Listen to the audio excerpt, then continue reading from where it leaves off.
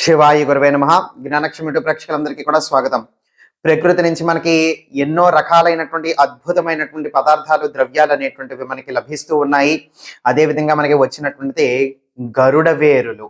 అయితే ఇది ఎలా ఆవిర్భవించింది, ఎలా వచ్చింది అనబడేటువంటి విషయాలన్నీ కూడా మన యొక్క ఛానల్లోని మనం పెట్టడం అనేటువంటిది జరిగింది. అది కిందన మీకు లింక్ కూడా మీకు కనిపిస్తూ ఉంటుంది వీడియో మీదన. అది కొట్టి మీరు చూసుకోవచ్చు. అయితే ఇప్పుడు ఈ యొక్క గరుడ వేరులతో మనం ముఖ్యంగా ఎవరికైనా సరే నిద్ర లేకపోవటము, పీడకలలు రావటము, భయభ్రాంతులు గురవటము, శత్రువుల నుంచి సమస్యలు, ఇబ్బందులు ఉండటము, నాగదోషాలు, నాగసర్పాలు కలిగి ఉండటము, అకస్మాత్కమైనటువంటి ధనం అనేటువంటిది కోల్పోవటము, అప్పుల పాలైపోవటము, ఇటువంటి అనేక రకాలైన సమస్యలు, అనారోగ్య సమస్యలు, ఇబ్బందులతో బాధపడుతున్నటువంటి వాళ్ళు ఏం చెయ్యొచ్చు అని అంటే కనుక ఏదైనా సరే ఒక శనివారం నాడు సూర్యాస్తమయం అయిన తర్వాత, అంటే సాయంత్రం 6 గంటల తర్వాత మీరు ఎప్పుడైనా చెయ్యొచ్చు.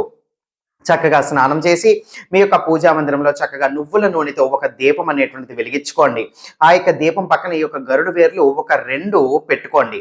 2 పెట్టుకున్న దాని తర్వాత ఒక రాగి పాత్ర కానీ, లేదు అంటే వెండి పాత్ర కానీ, ఒక స్టీల్ పాత్ర కానీ నిండా నీళ్లు తీసుకుని ఈ 2 గరుడు ముక్క వేర్లు కూడా ఆ యొక్క నీళ్ళలో వేసేయండి.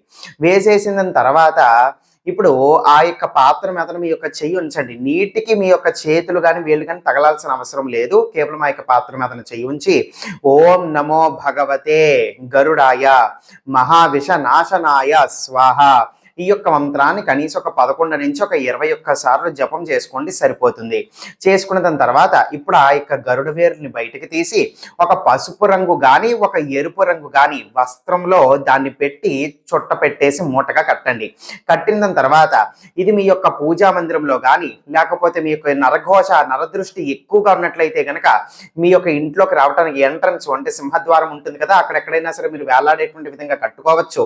లేదు అంటే ధనానికి సంబంధించిన విషయాలు, అనారోగ్య సంబంధించినటువంటి విషయాలతో ఇబ్బందులు పడుతున్నటువంటి వాళ్ళు మీ యొక్క పూజా మందిరంలోనే ఒక మూలకి పెట్టుకోవచ్చు. నిద్ర నుంచి మీకు పీడకలలు, భయానికి గురగి సరిగ్గా నిద్రపోలేకపోతున్నారు అనేటువంటి వాళ్ళు మీ యొక్క బెడ్రూమ్ లో ఏదైనా ఒక షెల్ఫ్ లో కానీ, కబోర్డ్ లో కానీ ఒక మూలకి పెట్టుకోవచ్చు. అయితే ఆ యొక్క నీళ్లు ఏం చెయ్యాలి అని అంటే కనుక ఆ యొక్క నీళ్లు ఒక్కసారి మీ యొక్క ఇంట్లోని మొత్తం అన్ని నలువైపులా కూడా, 4 మూలలా కూడా, అన్ని గదుల్లోని కూడా చక్కగా నీళ్లు జల్లేసుకుని మిగిలినటువంటి నీళ్లు ఏదైనా సరే ఒక చెట్టు మొదల్లో మీరు వాటిని పారబోసేయచ్చు. కేవలము మన యొక్క అవసరం కోసము, మన యొక్క బాధ కష్టం తీర్చడం కోసం మాత్రమే ఇది ఈ విధంగా మీరు వాడుకుంటే చక్కటి ప్రయోజనము, ఫలితాలు అనేటువంటివి ఉంటాయి. సర్వే జన సుఖినో భవంతు. శివార్పణమస్తు.